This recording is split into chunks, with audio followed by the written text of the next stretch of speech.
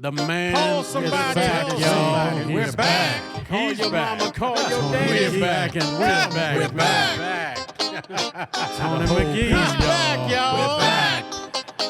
Tony Hey. McGee. Come on. Tony McGee, Pro Football Plus. Tony McGee, Pro Football Plus. Tony McGee, Pro Football Plus. Tony McGee.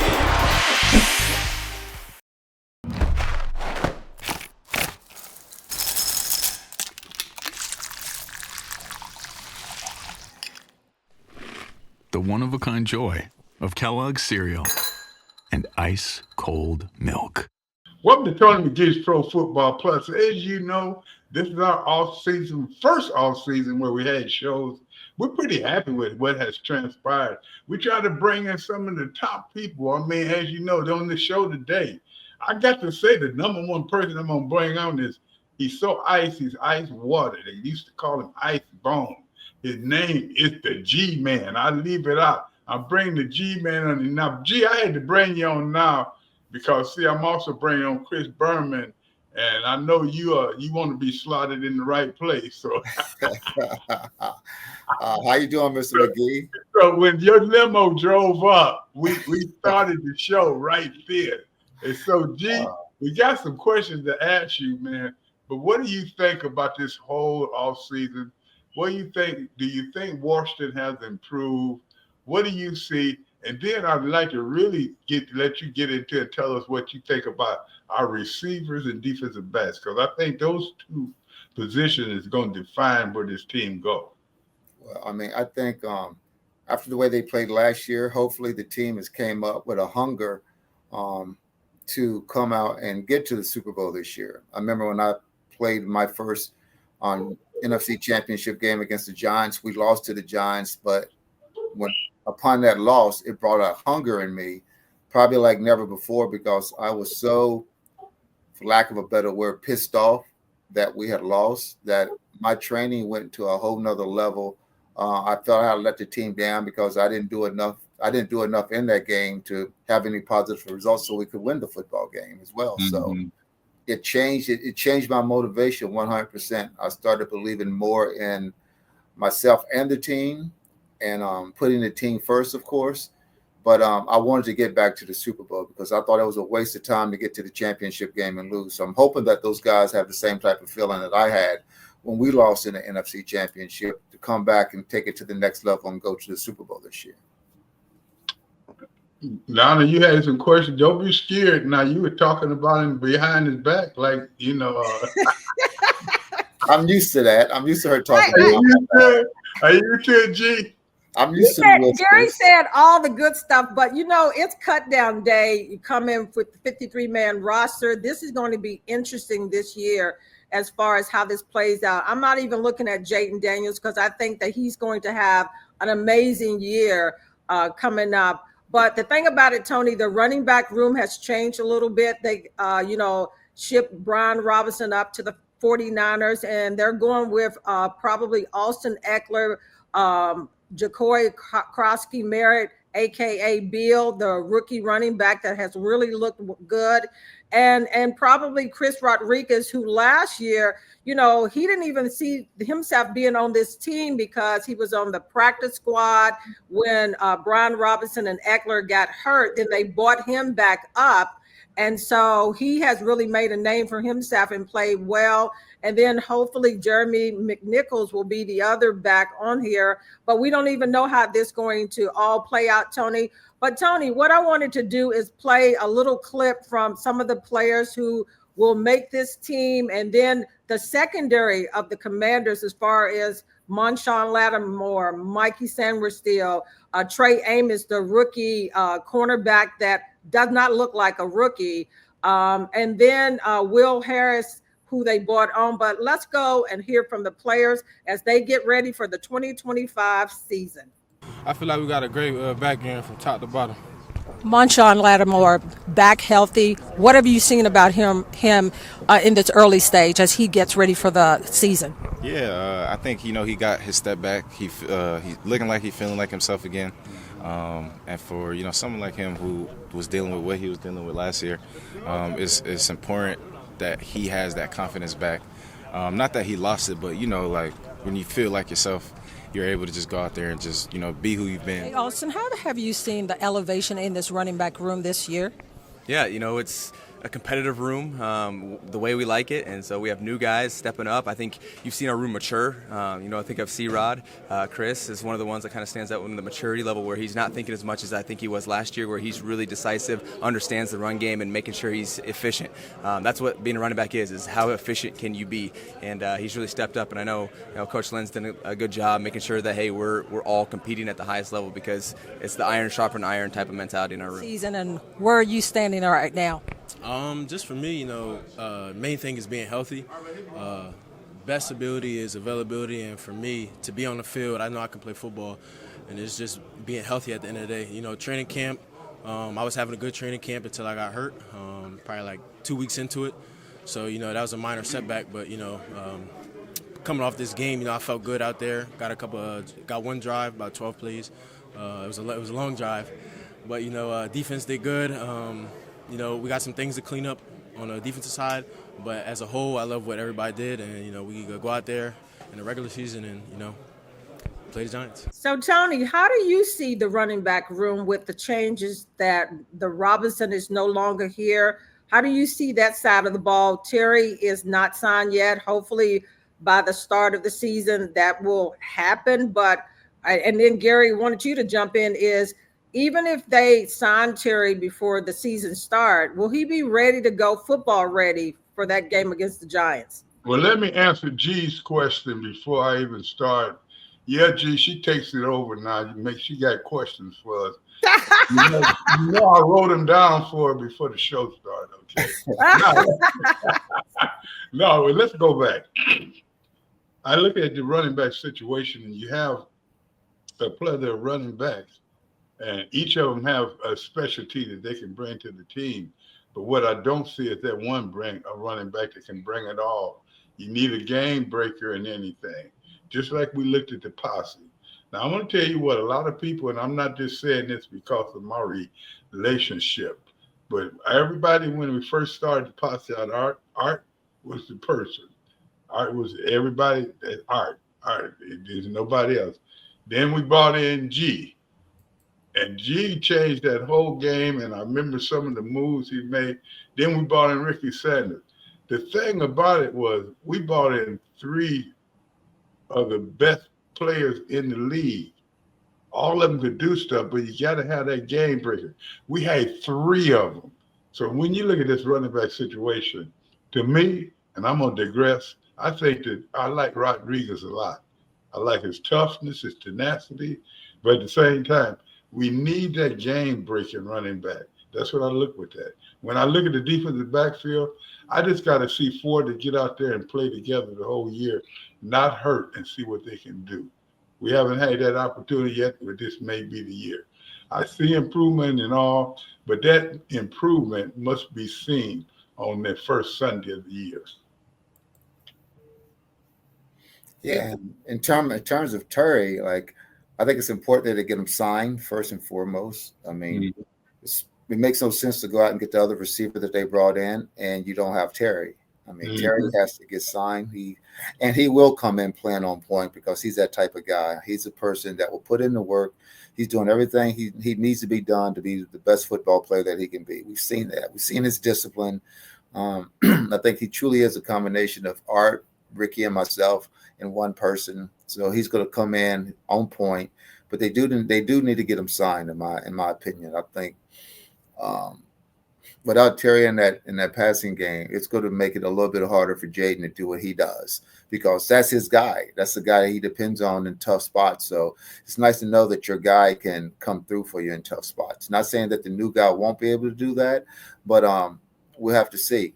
I mean, I think the new guy, he is a great receiver when he's healthy, but he's not healthy a lot either. So hopefully he'll have a healthy year. You're talking about Noah Brown? Yeah. Hopefully he'll have a healthy year this year. The guy we brought in. Jalen Lane? No, the new guy the main guy that we brought in. Oh, Debo Samuels. Yeah. Debo. great receiver when he's healthy. When he's not Exactly. healthy, you got to be on the field. I mean, it doesn't matter how great I am. If I'm not on the field, my team's not seeing that part of it. So hopefully he'll have a great year. His injuries are over and he'll play great. But it makes no sense bringing in Debo unless you got Terry. It'd be like, it's like what I told the Redskins when I left and went to Arizona. Why would you bring in Desmond when you got Art? Like why mess with the formula? You know, if you don't have your pieces together, all of us in a unit, then we're not the same unit. I go to Phoenix, their whole passing game falters, just what it is. If Ricky would have left and went somewhere, if Art would have left and went somewhere, our passing game would have faltered because that combination is not there. You need that combination. You need somebody to help take the heat off of certain players at certain times. Like, I mean, I didn't like getting doubled all the time. If Ricky's having a great game, guess what? Then let's start to focus on Ricky a little bit more. Then I'm going to free up because you're not going to be able to single cover any of us. Just not. Not then, and you can't single cover Terry. You can't single cover Debo. At the end of the day, I mean, Debo's probably Jaden like Lane. Art Monk. He's a running back playing receiver. That gives you a little extra thing because you're a running back playing receiver. So you're going to run over some people as well, you know. So he has that extra vibe to him. But Terry's a full package. He's 100% like, you need to go ahead and. So what, he's getting older. He's playing better each year. It'd be one thing if he decreased, but each year he's gotten better. His numbers gotten better every year that he's played. I know that. But you know, G, I know that. But do you walk away from 27 million? Or 28 or whatever the number is. Because you want 30. I mean, I think they'll find some type of, because this is what I do know. This is what I know, for example. If you do walk away from it completely, you do not make up that 27 million the next year. Exactly. You don't, I mean, that's a lot to make up the next year. Like, you'd have to make double that to make it up. Exactly. You know, that's not going to happen. So I think they'll come a little, they're probably close, quite honestly. I think they'll probably be close. And then I think they'll sell somewhere within between the 30 million and maybe they'll add another million onto that. But at the end of the day, this is about winning championships. This is about winning the Super Bowl. So this is their best chance to win the Super Bowl because they know how close they got last year. When you get that close and you lose, all it does is piss you off. Also, the 86 championship game that we lost to the Giants, all that did, don't get me wrong, I would have much rather won that game. I would have much rather won that game because I can't stand losing. But what it did to me, it put me in perspective because I was feeling myself a little too much that year. It was my first Pro Bowl year. I'm thinking I'm God's gift, and I wasn't God's gift. You know, I didn't have a great championship game. I had drops that game. You can't drop. If you're going to drop balls in a championship game, you damn sure better make sure you make it up some other part in that game before the game was over so they forget about the drops that you had. You know, but I didn't. I mean, I had a bad game. We lost that championship game. But it motivated the heck out of me the rest of the year. I became more vocal. I became more verbal. Beforehand, I was just verbal with myself. I became more verbal with the team after that point. Like, I stepped up and truly became a leader of the team because I was expecting everybody to put it on the line because we need to get to the Super Bowl, period. It concerns me, though. It concerns me still with the wide receiver group because I think that is an area that when looking at training camp, looking at preseason, the other guys beyond the Debo Samuel, Jaden Lane, the Terry McLaurin, who didn't play all, the training camp preseason, and then Noah Brown, who has been hurt, throughout that course. Beyond that, it was a drop-off. Nobody stepped up. So hopefully during the cut downs that the Commanders can snag another wide receiver because right now it's a little concerned as far as that room with some injuries, like you said, injuries from them. But Tony, we're almost running out of time, but I wanted to jump over with you with the defensive side of the ball because how do you see that end, defensively? Well, as I said, we're waiting to see what transpired with the defensive backfield. I know they got people last year. Denver got a full season out of them. They brought in a few more. Got to see where they go. But what makes them work is that line up front. One thing I do see about this defensive line that we have right now, technically, they're pretty good. But outstandingly, I haven't seen no one now that scares me. I think we had a young man, number 8. He's their best pass rusher, but got to bring some people around them. So when I look at the defensive line, they're serviceable. But you got to, just like we said with the running back, you need that one game breaker. You need that 2 game breakers. Then the defensive back, this is the time to prove themselves. So I look at this whole team as we want to make sure last year was not an aberration, and we know that for sure. We want to see an improvement, and let's start in each game, not just doing it at a certain time of the season. And we want to see that they can play, because let us not forget, Philadelphia still, they're picking up people and still got their core people. New York going out and got them hopefully a good quarterback. And so there's another threat. So now everybody's back in the game except for Dallas, and they're gonna keep their man there, and they're trying to build around that. So I look at the East as being very, very tough this year. But at the same time, I look at this team, each team and each position we talked about today, they must start proving it from day one. Yeah, Tony, the Commanders did get better up front with Javon Akil-Law, who has played really well. They brought in Eddie Goldman, Johnny Newton in his second year, and Von Miller. What are you seeing from Von Miller on the early stages, Tony, before we wrap this up? Because we got 2020 NFL season is about to get real. Well, you can go through the stages, and I didn't even look at my career where in New England I had about 5-6 years straight of winning their sack competition. But then all of a sudden one year I went down to 6.5, and they got rid of me right away. That's Von Miller. Yeah, he's been hurt the last few years. But I came here as a 13-year vet, and I had, I think, 10 or 12 sacks. No, we had 9 games. I had 7 sacks because that was a strike year. Then the next year I had 10.5. And so what I'm saying is he may still have some good ball with him. Injuries are always going to happen, and I tell you what, G can tell you that. And each time you get an injury, it's going to take longer for it to heal. So we're looking at what he has in the package, but looking at the pass rush, whatever he brings to the table will be more than they have. Well, Tony, you got a guest coming up. Who's that special person next? Yeah, when we started. Gary, man, Gary said he was the men's threat, the women's pet, and the league's pimp guy. I don't know if I can get anybody any more important than that. But so we went and we bought in Chris Berman. That we thought that would be a good equal, and we still hanging there. You definitely surpassed. You surpassed me with Berman, that's for sure. Thanks a lot. Thanks a lot, guys. Thanks for surpassing me. It's all good. Chris, you're the man, Chris. When I talk about Chris Berman, I think about the first year that I ever was starting this show, and he had been telling me he was gonna get me on the show, and he said, We're gonna do game day for 1 week. We ended up doing the whole year. Oh wow! And I tell you, I learned so much from that. He's a good man. We've been friends ever since. And I got a question for Chris today. Chris, you got to tell me. I know you San Francisco, and you happy that y'all got our running back. But at the same time, do you see enough improvement in this Washington team that they can take the next step? Only Chris Berman can say back, and give us an answer. Let's bring Chris on now. Chris Berman, ladies and gentlemen, of ESPN. Hi, welcome home.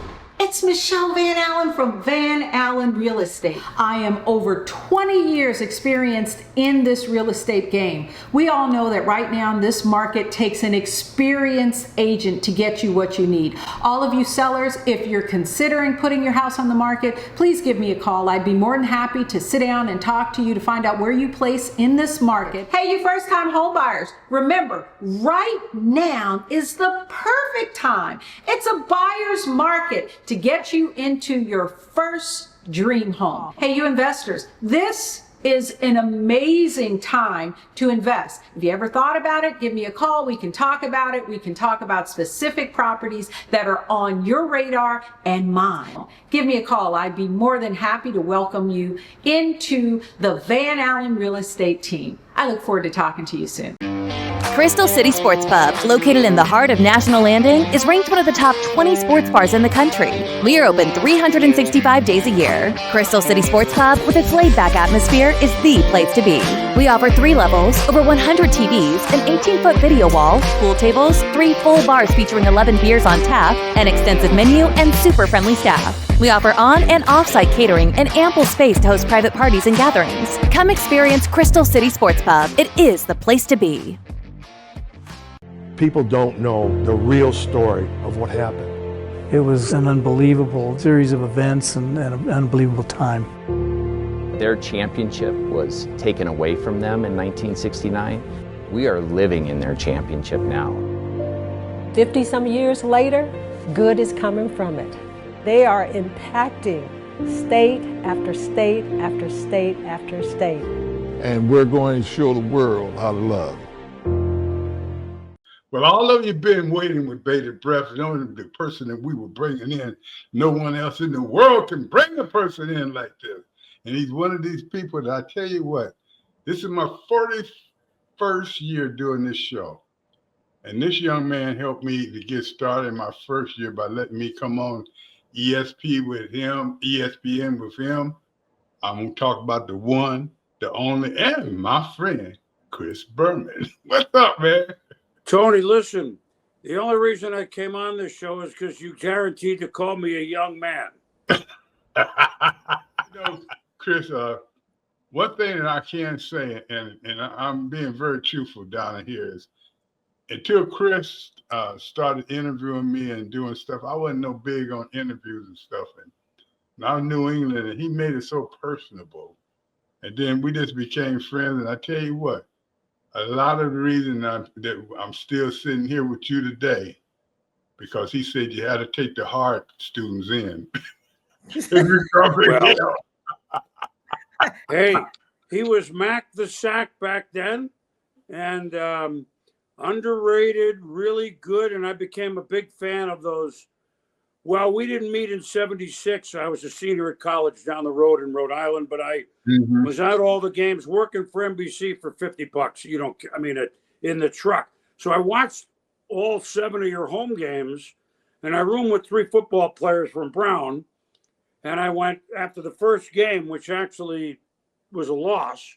I went, you guys have no idea. New England's really good. And all I heard was, yeah, right. And and the next thing I knew, you won like 11 out of 12 games. That was '76. I was now in Connecticut on, a professional, if you will, in '78. You were there. And then ESPN started. You were on the Redskins. And here we are 40 plus years later. Nice to see you all. You know what's best about that? We're still friends. Yeah, well. You don't see that along the way. Speaking of being friends and making changes, as you take a look at this league, Chris, and I know you've looked at it, what team can you say, and I'm not just speaking of Washington, have you seen make the most improvements this offseason? This past offseason, let me think. So a team like Washington that came from nowhere that made the playoffs last year, and of course they went on almost to the Super Bowl. So if we look at that, I don't want to list them first because I don't think in the end, and they were in the playoffs last year. Pittsburgh is interesting because there are a lot of names that we know, not only Aaron Rodgers, and I don't know what that's going to be. I think that'll be a calmer clubhouse situation than the Jets for whatever reason. I wasn't in there. They've added Metcalf. They've added a lot of great players that maybe 3-4 years ago would be whoa. Jalen Ramsey. I mean, I could go on and on and on. So I'm anxious to see how that plays, knowing that they have a good defense and they have a really good coach in Tomlin. But they were a playoff team. I can't say that because somebody added a quarterback like Jaden Daniels that changed everything. I mean, people are high on the Bears. I don't know yet. Hard division. You know, the only guy drafted ahead of Daniels was Caleb Williams. Mm-hmm. Now they have a new coach, offensive guy, Ben Johnson. I'm scraping for a team. Yeah, this isn't a sexy answer either. I don't. If Sam Darnold is kind of what he was last year, Seattle might surprise you. But again, Tony, they won 10 games last year. They weren't in the playoffs. Who do you think? I mean, what Washington did is not unprecedented, but unlikely to go from that to that. But the one thing, I'm not dancing around the answer. Both you guys know when you have owner, GM, coach, quarterback on the same page, you've got a foot up on most every other team. And that's what I see from a distance. You're closer to it in Washington, although I've known Dan Quinn a long time. Well, you know, the thing that I really think about that is, yes, they can do it, but I didn't see them as of yet bringing some key players, i.e., they need some edge rushers, real good edge rushers, because they have intensified the middle somewhat. They've helped the defensive backfield, but they need some rushers to come off and make the play. I was very surprised you didn't say San Francisco. Well, you guys got a new running back, which, yes, after he got hurt last year, fumbled, he was concentrating more on not fumbling rather than playing. But if you get him going in the right direction, that's going to make you guys really tough. Yeah, I should have. You know, I was thinking, San Francisco didn't make the playoffs, neither did the Bengals, because they got Joe Burrow and they have McCaffrey. San Francisco, like you say, Tony, you know, he's always a health question. Not that he plays 1/3 of the time. I mean, here's the thing. When San Francisco, they're either way off the playoffs or they're in the championship game of the Super Bowl. Like it's kind of no middle ground with them. But to your point, he's a hell of a coach, Kyle Shanahan. McCaffrey is a special back, obviously. Purdy wins, and he's not an ego. He hasn't changed as a person from what I could tell. And I hope Jaden never changes either to get back to your local team. I don't think he will, but I know his college coach and I know his pro coach. And so I've actually talked about him as a person, not I could see what he's doing, right? So you're right. San Francisco, it's a good division. But if Stafford doesn't stay healthy, then San Francisco has an easier path with the Rams. Of course, Stafford, we don't know. I should have jumped to that first as somebody that picked them like 20 times, right? I forgot. I'm an old man, Tony. I forget things. Hey, Chris and Tony, I'm surprised that you all did not say the Philadelphia Eagles. Well, I was going to come to them. Whoa. City Chief, Philadelphia has just gotten better with their draft picks. They've got everybody put back in place. Their defense is something to be in awe of. Their offensive side of the ball too. I'm thinking that Philadelphia should be up there at the top of the leaderboard. And we also, Kansas City, you just got to put them back in there. But definitely Philadelphia. Neither one of you said the Eagles. Well, we got to say them.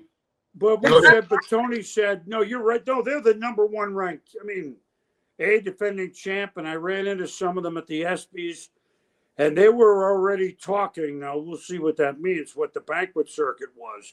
But they were already talking about, we had a good team. Whoa.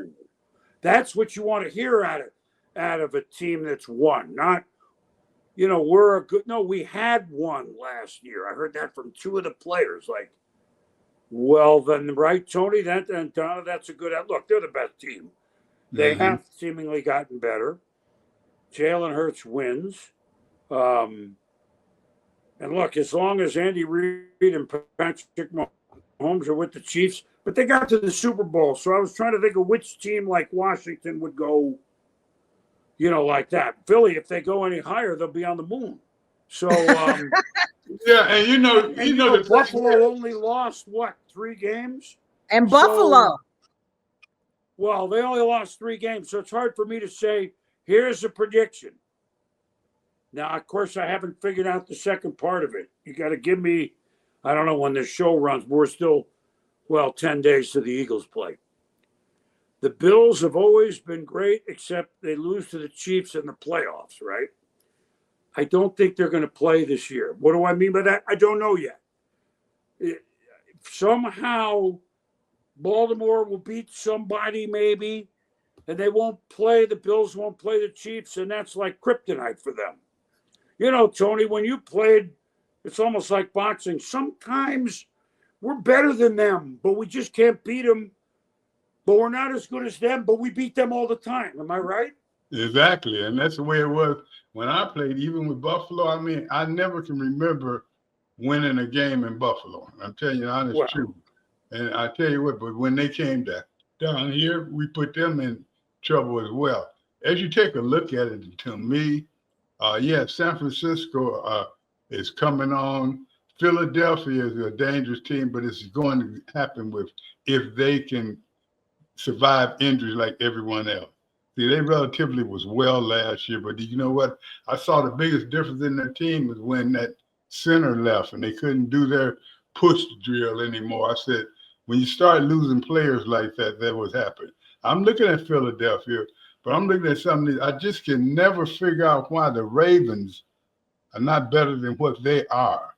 Every year we look at it and expect them to be that top team, especially over in the AFC, but some kind of way they slip. And I haven't seen that much difference this year. What about you, Chris? Well, no.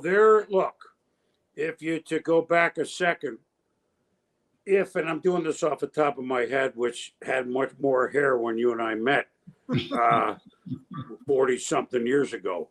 But if I look at the top 4 quarterbacks in football, I think they're all in the AFC. That's not to knock Hurts or Jaden Daniels only after 1 year or whoever. But Mahomes, Josh Allen, Lamar, and Burrow, those are probably the best 4. So to your point, if they have a top 4 quarterback and an MVP 2 times, Lamar, you're right. And they have a 1,900-yard rusher, which that put them into a better place last year. I mean, like Philly has Barkley, they pick up Derrick Henry, and that's a Harbaugh-style team. So maybe this is the year they knock off either Kansas City or Buffalo. No, it's good stuff, but I just think the NFL is going to be interesting because it seems like we've got the changing of the guard. So I'm curious to see how the Commanders, now that they got their wide receiver signed and ready to go for the season, that was so key because I think that was an area that the Commanders doing training camp, doing the OTAs and the preseason, that they felt that they got to get them in there. So I'll be curious to see how the Commanders do shape up. And I love Dan Quinn and that the organization as the direction that it's going, but still, can Philly be knocked off in that NFC East? It's going to be interesting, but again, like I said, Chris got to come back with us during the course of the season. I got one question. 2 things. Go ahead, Tony. When you were up here, did you ever go to a place called Glory Days Grill? Where up? Yeah. Up my way? Up this way, down in the Washington area. I'm not there a lot. I mean, in other words, if I came for football, it'd just be a couple days. It wasn't, it come into camp and interview folks, or which I did, or go to a game. So the answer is no. Should I? Should I come in and make a break? They got a question, and we just call it Ask the Pro. They wanted to know, do you think the league is better now than when you first came in, or worse? And let's don't talk entertainment. Let's talk football. No. Look, here's the thing. Well, when I first started was when you were playing. So that's 40, 45 years ago, even 40. So when I first started professionally, the Steelers were just finishing their 4-year, 4 Super Bowls in 6 years. Then San Francisco came with kind of a new offense as the dominant. Then here came Dallas, 3 or 4. Free agency allows you theoretically to jump and fix. All right, we need 2 receivers. Let's get them. We need, 2 linebackers. Let's go get them. But I don't know if it's as cohesive, certainly the first half of the year, as it was. We sound like old folks, which Donna's not. But I don't know that it's, and by the way, practicing with pads once a week, I know we don't need to go 4 days with pads and give them only water, let alone orange slices, right, Tony? I'll make 2 observations about the Commanders. They're entering this zone. Hardest thing in sports is great expectations. They didn't win because nobody believed in them last year. Once you start winning, it's apparent on the film. Or turn on a projector, Tony, like we used to do. But the hardest thing in sports is great expectations. Now they're expected to be really good. Hard. The other part is, I know why you put me in the middle of you and Donna, because you guys, you squabble. And I'm like the 50-yard line here. I'm kind of, trying to keep you 2 apart. So I see why I'm in the middle, not one way or the other. We're on the even side of the field. Hey, Chris, you got that right. No question. We've been doing it for 27 years now.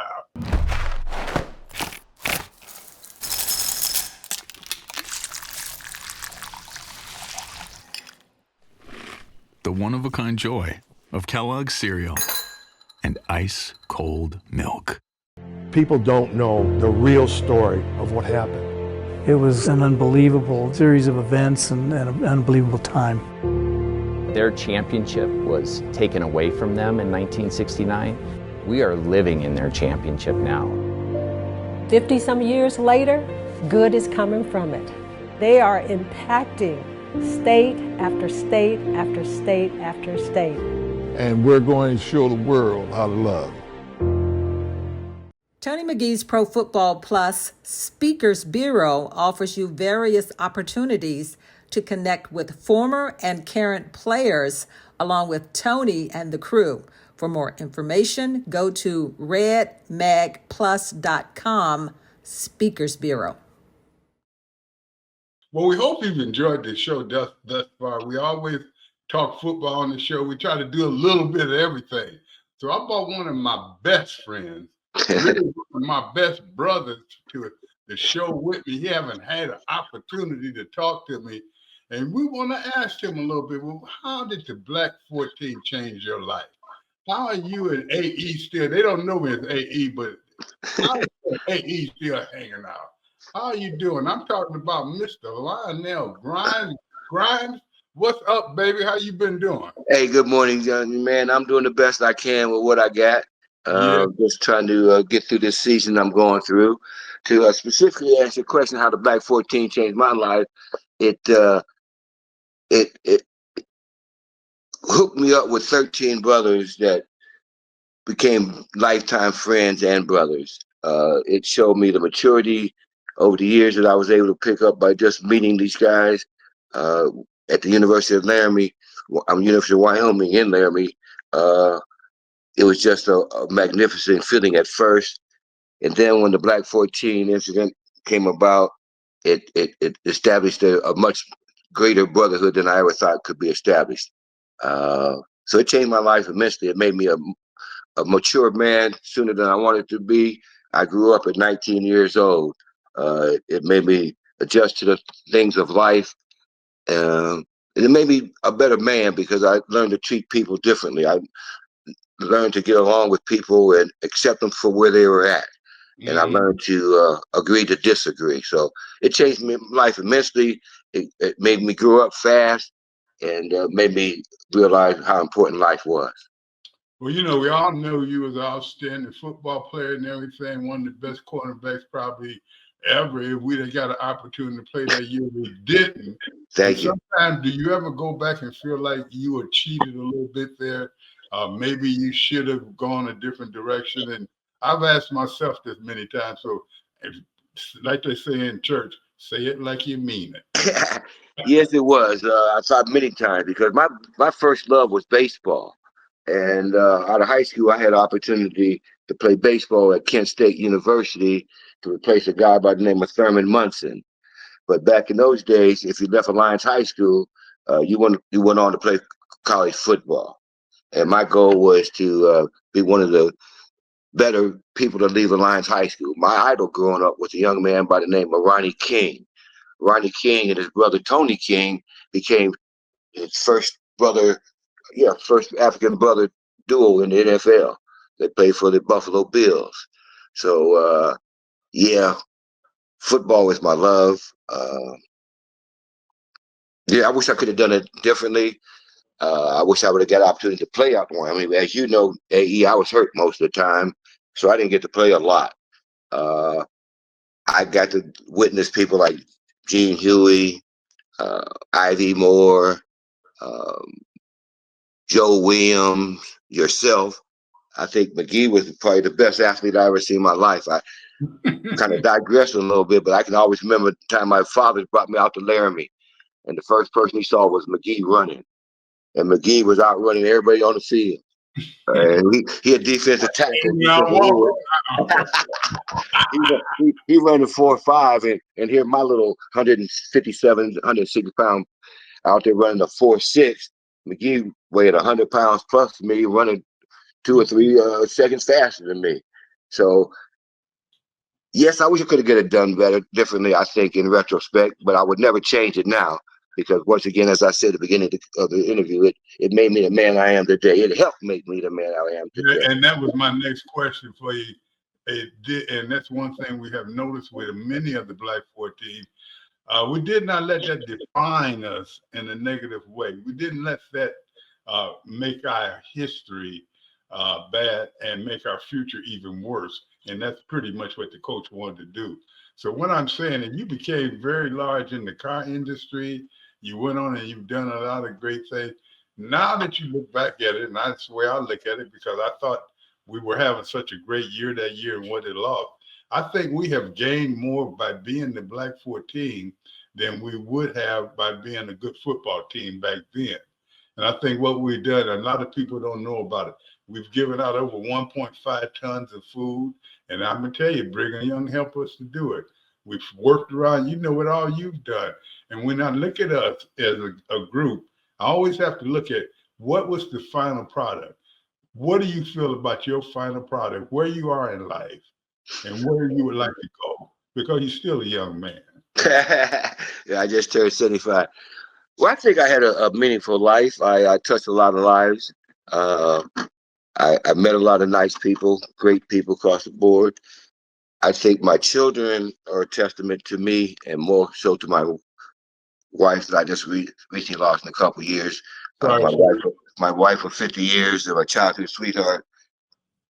I think she would be pleased with the progress I've made as a man. I've drawn closer to Jesus Christ. I repent my sins. I'm a true believer. I know I have a long way to go, but I think it helped me understand, like I said previously, to what life is all about. And it's a give and take situation. And I learned that our situation out there was just a situation where we just learned to agree to disagree.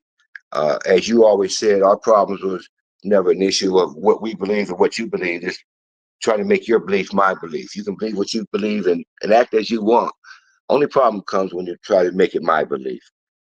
Since that incident, like you indicated earlier, we have given away a lot of food. I've been fortunate to give 2 truckloads of food to Alliance, Ohio, a small community that's very much in need of food. I've also become good friends with a LDS elder, Mr. Kevin Birch. And through the LDS church, he and I have become friends. And it just goes to show you that God is good all the time. And I've learned that love is truly God. So if you ask me how have I been, where I've been, I think I'm progressing as a total Christian and as a total man. And I think the beginning of all that started in Laramie, Wyoming in 1979. And that's an outstanding. 69. I'm sorry. I was in 69. Hey, you see, I was going to let you, man. Don't worry about it. I was going to let you. They would have said, oh, them brothers are young, man. But yeah, so I really appreciate the opportunity to talk to you, man. I miss seeing you and talking to you as we did in the past, but hopefully everything works out well for you and the family, and everything keeps going on. And before I would not be remiss to say, how's Miss Novena doing? She's doing better. She's doing better too. Like this year has been one of those years that we don't just lean on each other, we lean on God too, and that's what we've been doing as well. I like to hear your testimony, what you said a few minutes ago, because if nothing else have come out of that, that is just a master stroke within itself of what a good person you are and what you have become. And a lot of that was because we were mistreated when we were young. So we know how to treat people when we get old. That's what it is. Wow. Grimy, man, it's so good having you, man. We got to do this again. And I'm going to see if Donna Hockey want to come back in here and I ask you some questions. Tony, we're not finished yet. That's right. Now I get to come on and chime in. Hey, you see, I kept her off long as I could. Hey, look, I'm glad to come on, but I want to bring it up to date now as far as how do you see football, now versus when you played. The NFL season is getting ready to start, kickoff in a couple of weeks. What's your outlook on this season, and particularly with the Washington Commanders with their second-year quarterback, Jayden Daniels? All right. Well, I have to be honest with you. I don't know much about the Commanders, but that's all right. You just need to know that they got a solid quarterback, number 5. Right? You will know about number 5. You'll be calling their name in your sleep. Well, I have to be very careful there because I still refer to him as that other name because I know. But looking at the upcoming football season, it's kind of interesting. I think that if there's a photo that we took back in 1969. I think Earl Lee is holding it, and it says something to effect of we give up a lot for those in the future, and I think we were the first ones to even start out this NIL stuff. So when I see these guys, I think of the Black 14 because I stand up for what we believed in. Open up the door for all of them, I believe. I think we were the first of NIL, kind of envious kind of money these guys are getting because we were there for education. And I still get angry with these young men when they don't take advantage of education because it's still about going to college and getting that degree. That's one thing I got to say about Deion Sanders. I listened to a lot of his stuff, and he emphasized developing men. And I think that our interaction with AE, some of my other brothers, it helped me develop into a man that I wanted to be. And I think if you look at the 14 black athletes, the Black 14, all of us have grew up to be very respectable community men. We led men, and we developed a lot of good characters out of that. I look at AE's family. I look at all the Black 14. We all grew up and developed wonderful families, and we grew become good men in the community. And I think as the years go on, we'll only see better stuff coming from us. And I will definitely become a Commander fan this year. And I will watch them. I do pay very much attention to how the uniforms look because I remember my man, they used to look at those uniforms. So I like that they all conforming to one. And I just want to, on this show, thank AE for what you've done for the Black 14. You have been the stabilizing force for us. You led us forward, and you continue to include all of us. Only thing I always said is we all lost the same, we all received the same, and we all won in the same. So thank you so much. Thank you, Miss Donna. Nice meeting you. Hey, look, I'm not letting you go yet. I got Tony know that when I come on, see, he got to talk to you one-on-one. So now I get to chime in. Okay. But what is the biggest impact that you think the Black 14 made in charging ahead now that people can really take from and gravitate in helping them, you know, with football as it is today? I think it all gets back to be true to yourself, the love of the game, respect of the game, and the respect of each other. I think a lot of times, I hate showboating, for instance. I mean, I know it's part of the game, but we were always taught act like you've been there before. And when I see a lot of the showboating, a lot of dancing and stuff, it kind of bothers me. I know my son used to get on me because I used to hate teams that wore different color shoes. And then when I start seeing guys with red pants and a pink pair of shoes on, and it just doesn't look uniform to me. I think the University of Laramie or University of Wyoming did something this year that had never been done before, because we always play for the name on our front. We never play for the name on the back. Well, Wyoming put the names on the back of the jerseys for the first time this year, which is something different, because I think too many guys forget about the name on the front, which is the team, and they play for the name on the back. And we always had a huddle that was a circular huddle, because we always supported and protected the guy next to us. I'm so old-fashioned. I hate the huddles that are lines, because it's not a unity. It's a line formation. I like to be holding the guy next to me, and that's where it came from. And we didn't look at black and white. We looked at brown and gold. And so that's what we are about. And a lot of that came back by watching AE. He was the developer. He was the team leader. I'm just gonna put it straight out there. He wasn't the team captain, I don't believe, but he should have been. And he ran as if he was. So it was a situation, once again, Mr. Donald, where he didn't have to have the title. He had the title, but he didn't have to have it on his name. He did it by his actions. McGee led us by action. So who is your favorite player of all time? And then I'm going to let Tony have the last one. My favorite football player of all time.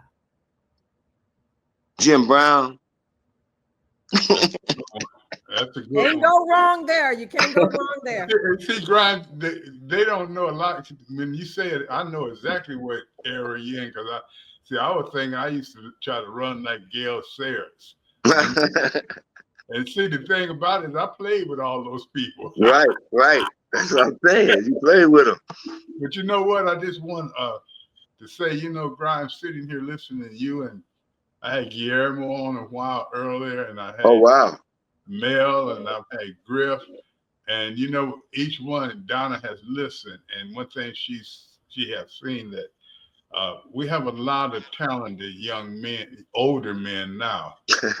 We were chosen to do that, we did. And I always try to tell individuals and you fans on television, we're not doing this as a protest. We're not doing this to show off. And the one thing that Mel Hamilton is saying that I would go with, he says, we're trying to show the world how to love. And that's when you look at it, me and Grimy, and we've been knowing, I'm sorry. You think y'all on the couch just shooting the breeze. Exactly. We are all right. I told him he got carte blanche. He don't want allowed. He don't want allowed. He called me all his life. I always messed with him, but he still did. Him and my buddy Jay Berry. So he all right. Yeah. And so I look at these individuals, and y'all got individuals. Like I talked to Jay the other night. Oh, did you really? Oh, yeah. Right. That made my heart. It's been time. It made my heart. All right. And so we look at him. I saw him go and try out one night for television and became one of the top broadcasters in the country. Yep, exactly right. Black 14, even though, and this is what the whole point was about, even though they did not know it, they were putting together a very talented group of people. Right. But God was putting us together for the people. Oh, I like that. So, Tony, as we say, we could talk all day, but again, what do we say? We don't say goodbye. We say in a minute. All right. In a minute.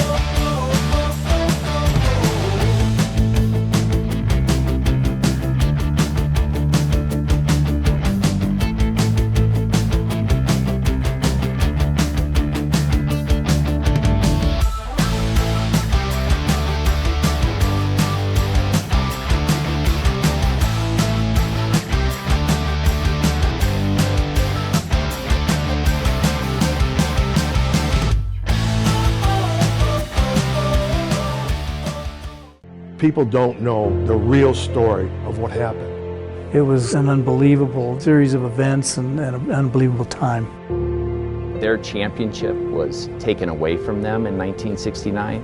We are living in their championship now. 50 some years later, good is coming from it. They are impacting state after state after state after state.